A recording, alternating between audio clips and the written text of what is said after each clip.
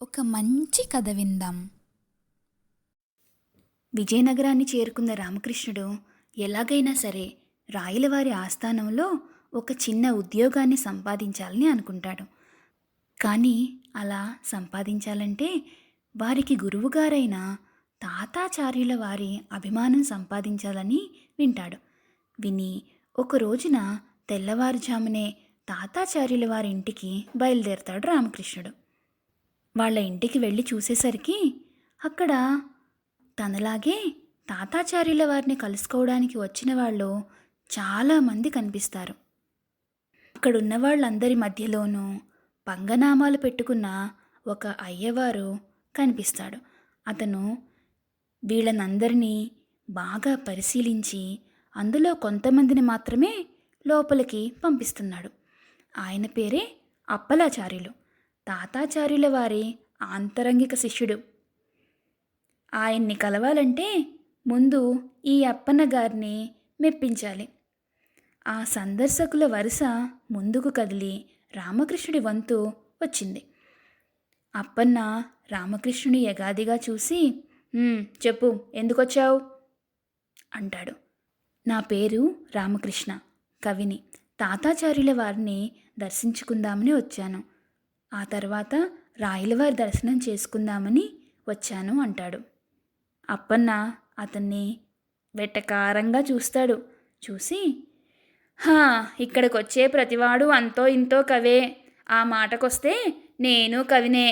బేషుగ్గా ఏమిటి, భేషుగ్గా పద్యాలు అప్పచెప్పగలను తెలుసా అని ఒక పద్యాన్ని చెప్తాడు. అతను చెప్పిన విధానాన్ని బట్టి అది బట్టి కొట్టి చెప్పిన పద్యం అని తెలుస్తూనే ఉంది రామకృష్ణుడికి. తనలో తానే నవ్వుకుంటాడు. కానీ అంతసేపు అలా బయట వేచి చూడడం రామకృష్ణుడికి చాలా విసుగు తెప్పించేస్తుంది.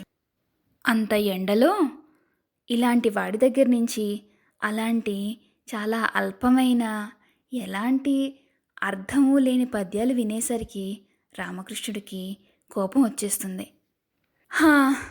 మీ పద్యాన్ని విన్నాను, ప్రత్యక్షంగా మిమ్మల్ని చూస్తున్నాను. మీలా పద్యాలు బట్టి పట్టిన మూర్ఖులే ఇక్కడ.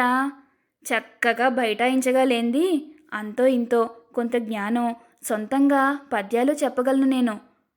లోపలికెళ్తే తప్పేంటి, నన్ను వదలండి అంటాడు రామకృష్ణుడు. వెంటనే అప్పలాచార్యులకి చాలా కోపం వచ్చేస్తుంది. పెద్దల్ని దర్శించుకోవడానికి ఉత్తి చేతులతో వస్తావు, పెద్దవారిని దర్శించుకోవడానికి వచ్చేటప్పుడు ఉత్తి చేతులతో రాకూడదనే విషయం కూడా తెలియనివాడివి నువ్వేం కవ్వయ్యా. ఏ వెండో బంగారమో ఓ చిన్న కానుకో తీసుకురావాలి, అప్పుడే లోపలికి ప్రవేశం. ఏదైనా విలువైన కానుక తీసుకునిరా, అప్పుడు చూద్దాంలే అని వెనక్కి నెట్టేస్తాడు. కవులంటే ఇంత చులకనా, బహుమతులు తెస్తేనే గాని ముందుకి వదలరా. సరే అలాగే అనుకుంటాడు రామకృష్ణుడు. కొంతసేపటి తర్వాత రామకృష్ణుడు మళ్ళీ వస్తాడు. అతడి చేతిలో ఏదో పెద్ద వస్తువు పెట్టుకుని వస్తాడు. ఆ వస్తువు మాత్రం కనిపించకుండా దానిపైన ఒక వస్త్రాన్ని కప్పుతాడు. అప్పన్న ఈ చేతిలో ఉన్న పెద్ద వస్తువుని చూడగానే, వచ్చావా, ఏదో తీసుకొచ్చినట్టున్నావు అంటాడు. గురువుల వారికి చాలా పెద్ద కానుక పట్టుకొచ్చాను, చాలా విలువైనది. లోపలికి అనుమతిస్తే నేనే స్వయంగా గురువుగారికి సమర్పిస్తాను అంటాడు రామకృష్ణుడు చాలా వినయంగా. అప్పన్న ఎంతో ఆనందిస్తాడు. ఏంటేంటి, గొప్ప కానుక, ఏది చూపించు చూపించు అని చాలా ఉత్సాహంగా పైనున్న వస్త్రాన్ని తొలగించిపోతాడు. వెంటనే రామకృష్ణుడు, అమ్మ బాబోయ్, ఇది అందరూ చూసేది కాదు, వెండి బంగారాల కంటే ఎంతో విలువైనది, సాలగ్రామానికి సాక్షాత్తు తమ్ముడు, దీన్ని నేనే సమర్పించాలి అంటాడు. ఇదంతా వినేసరికి అప్పన్నకి ఆనందం ఎక్కువైపోతుంది. మరీ ఎక్కువైపోయి ఆత్రంగా, అంత ఘనమైనదా, అయితే తప్పకుండా చూడాల్సిందే అంటూ చప్పున దానిపైనున్న వస్త్రాన్ని తీసేస్తాడు. రామకృష్ణుడి చేతుల్లో ఏముంటుందో తెలుసా? ఒక శివలింగంలాగా నల్లగా నిగనిగలా మెరుస్తున్న గుండ్రపుటిది రాయి ఉంటుంది. అప్పన్న చూసి ఆశ్చర్యపోతూ ఒక్క నిమిషం అక్కడ ఏం జరుగుతుందో అర్థం కాక ఒక అడుగు వెనక్కి వేసి, ఓరి బడవా, సాలగ్రామానికి తమ్ముడంటే ఇదా? గుండ్రపుటి రాయి పట్టుకొచ్చి గురువుగారికే బురుడీ కొడదామనుకున్నావా? పోరా, పో పో పో అని అరుస్తాడు. రామకృష్ణుడు కూడా ఒక తోపు తోసేస్తాడు.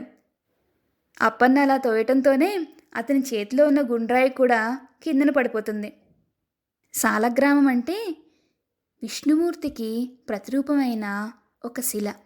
సాలగ్రామానికి తమ్ముడంటే శివలింగాన్ని పోలిన ఉన్న ఒక గుండ్రటి రాయనమాట. ఇంకా చేసేదేమీ లేక రామకృష్ణుడు లోపలే, రానివ్వవు కదా, చూస్తా, ఎలా రానివ్వవో చూస్తా అంటూ వెళ్ళిపోతాడు.